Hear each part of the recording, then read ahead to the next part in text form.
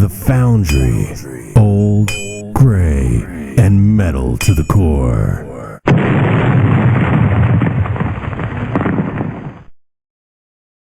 Welcome to the brutally delicious, old, gray, and metal to the core, The Foundry.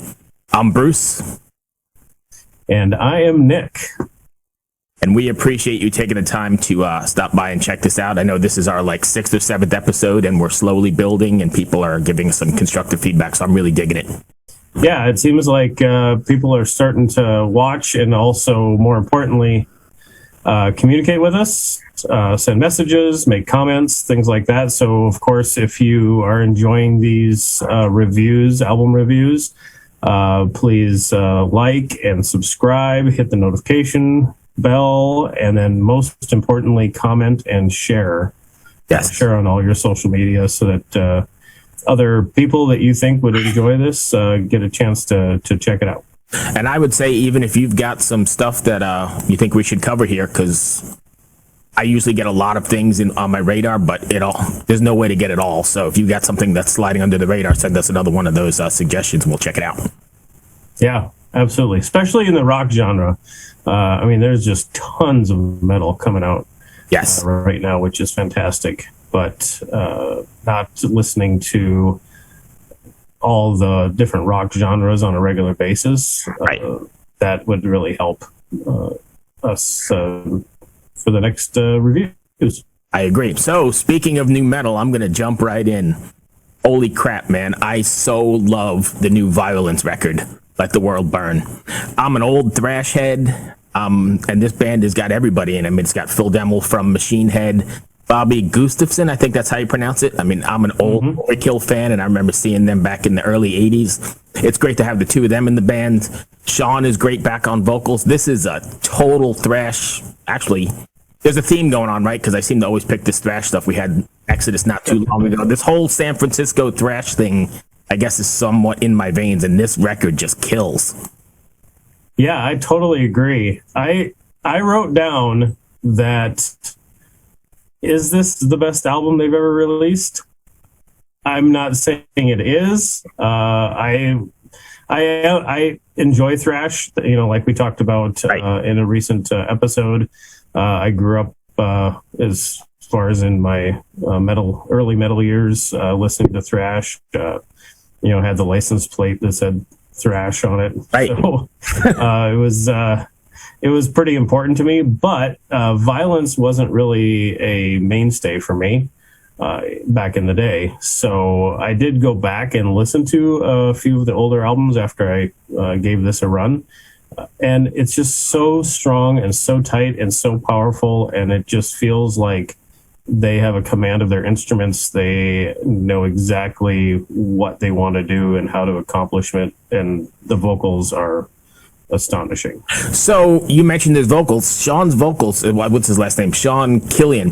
His vocals are sort of different than a lot of other thrash guys. I kind of have this maybe sort of Tom Araya influence going on. I don't know if that's too far out, but that's what I was thinking when I was listening to it.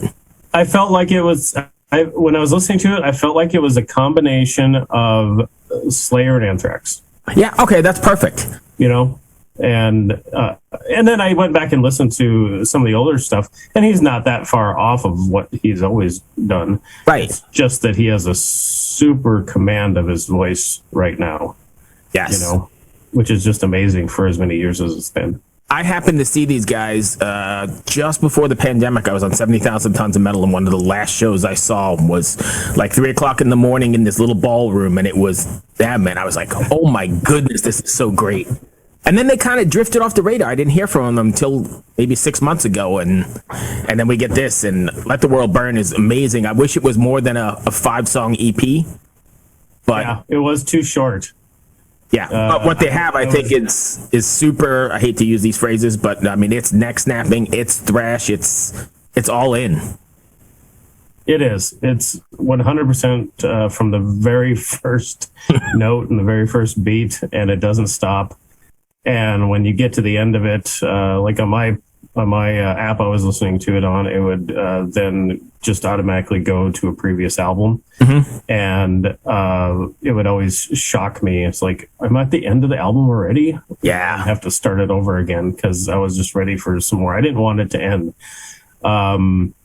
Yeah, really, really astonishing release. Let me also mention it was mixed and mastered by Tu Madsen, which I don't know if you're familiar. He's one of the resident geniuses in the metal genre, especially the extreme metal genre. We've had him on the show before, and he's like the guy when it comes to doing this stuff. And you can tell it's one of his mixes. It's just fabulous all around. I think that it raises them up to a level that they haven't ever been before. I would agree. Higher up in the list of bands that you have to consider when you're thinking about thrash metal. I 100% agree. They're right up there. And it's that whole San Francisco scene, which is really cool. Yeah. I've never been there and never been a part of it, but I kind of, I guess, identify it. Anyway, sorry, we're sliding. But so out of the 5 songs, I know you like to try and guess what I'm going to pick here. I've got 2 highlighted that'll just blow me away. Can you guess? Man, I would say, especially since you mentioned his vocals, I would say Screaming Always. And I don't know. Yeah, my pick, I'll just say it, is Let the World Burn. I mean, how can that not be one of them? So, but I would say Screaming Always might be on your list. Yep, it is. It was Screaming Always and Let the World Burn. Both of those are highlighted. I absolutely love every song on here. And it's only 5. It was tough to choose. Yeah. It really was. But Let the World Burn had some dynamics in it that really set it apart from the other songs, I think. And that was the video too, I think, and it was really good. That was a video I came across on YouTube. Yeah. Great video. Yep. So anyway, if you're a thrash head, or even if you're not, you're new to this is a great way to jump in. I think this is a fabulous album all around. Yeah, I don't think that you can go wrong with this one. And it is, like you said, especially if you're new to thrash, maybe you've heard some inklings of it before, or you just thought of it as being old bands or whatever. This has absolutely top-notch production and performance, and you are going to get a great schooling in what thrash is and what it's meant to be and exactly what's supposed to be. Yeah, from some great veterans. I mean, there's some players on here that are amazing. So, yep. All right, so let's segue right into you then. What do you got? Well, I went a completely different route. You usually do. This time. So I selected the Scorpions, Yes. Rock Believer. I was thinking on the way over here to my studio, I was just thinking about the band as a whole. And do you realize that this band was already 4 years old when I was born? Yeah, it's crazy. That's just incredible. Yep. And this is a huge album. I think it's 17 tracks. Is that correct? Yeah, it looks like I've got 16 on it, so enough to be a double album no matter what. Yeah. Yeah, I think on the one that I had, there is a bonus track. A bonus track of When Tomorrow Comes, an extra one. So Gotcha. But yeah, a long album, and that may, be because of not being able to be out and touring and releasing stuff the last few years.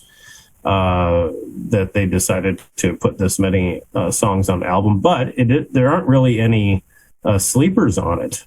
There are definitely ones that are better than others, but that list is actually pretty long. So the songs are really catchy, and Klaus is still writing quality vocal lines. Holy cow! His voice isn't as strong as it used to be, but I mean that's to be expected. I don't know how old he is, but he's 70. I think he's 72. I saw. Yeah, that's just incredible. He just doesn't. His lungs aren't able to push out right like he used to, but you can still recognize his voice immediately. There is no lack in that. There's no lack in how pleasant it is to listen to him sing. and he does not write boring vocal lines at all. Oh, so I'm going to jump in. The guitar tones, I've always been a fan. I think it's Matthias Jab, so I'm probably butchering that, but same guitar tone from the early days. I mean, you could not even hear Rudolph is there too. Yeah, you could not even hear the vocals and hear that guitar tone, and right away it's Scorpions. And some of these solos are blistering. I mean, everything music-wise, taking Klaus out of the mix, is so powerful and so, I guess, Scorpions. I mean, there's nothing else I could say except it sounds like a great Scorpions record. It is. And can you believe they're still laying down these solos? I know. How many songs have they written? How many albums have they put out? How long have they been doing this? And yet they can still lay down a solo that's going through my head later on in the day. It's just incredible.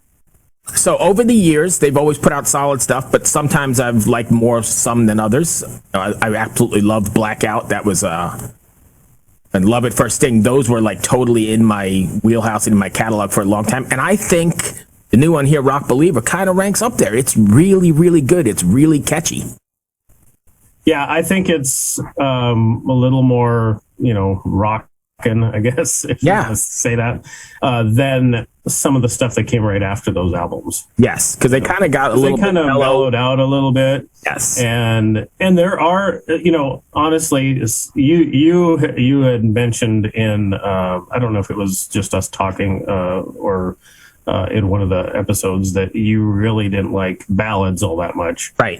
You're not a ballads guy. For Scorpions, yes, I'd Rock You Like a Hurricane, whatever. But the ballads were the ones that I actually really attached to. They just had a different way of doing them. They weren't traditional. And that one was like the soundtrack of the late 80s, early 90s, right? When the wall fell. I can't think of the name of it, but that song got so much play. The Winds of Change. Yes, that's it. Right. Yeah, and there's a few of those songs on this album. Some of those classic Scorpions ballads. Same, The Shining of Your Soul is kind of like that, a little heavier than Winds of Change. That's on my list to talk about here because that's a little bit different than a lot of stuff. I mean, I was catching some ska reggae vibes off of that. Maybe is that too far out? I guess that is a good way of putting it. It felt tropical. Yeah. Okay. Sure. I could go. It didn't. Yeah. I mean, which reggae vibes. Right. Yeah, it definitely had that feel to it.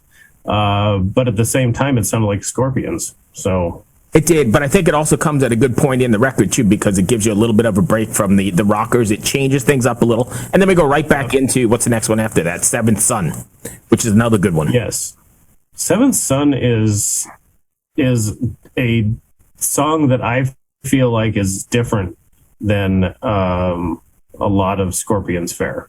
Mm-hmm. It's a little... I don't know if it's actually longer in time, but it feels like it's a longer song. Mm-hmm. And it just takes its time telling you the story, Yep. And I really enjoyed that one too.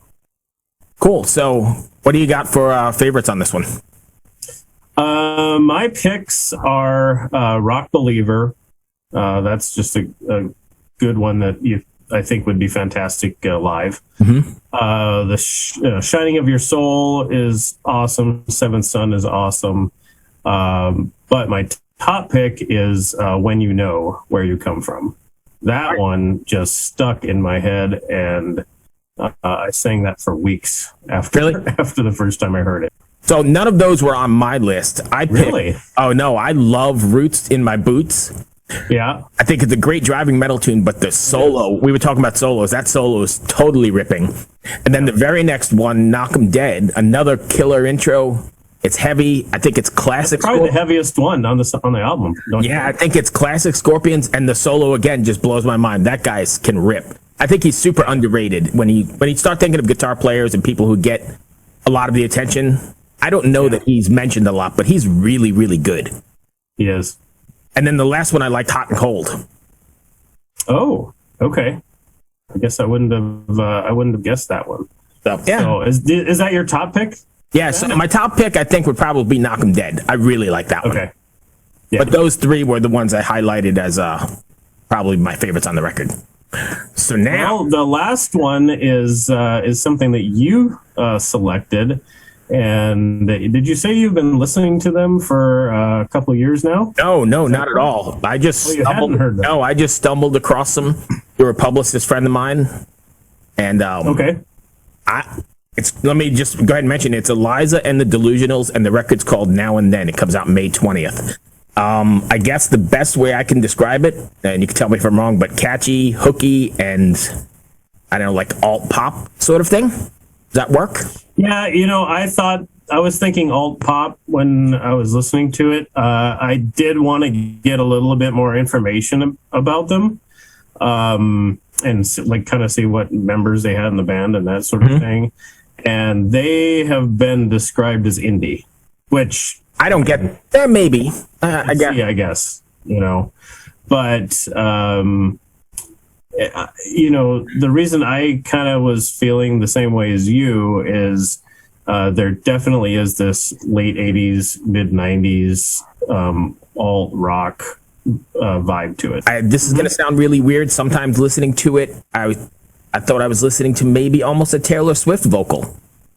Does that sound too far out? No, I also Avril Lavigne, maybe. I don't know, something like that. Which does speak to the entirety of their sound.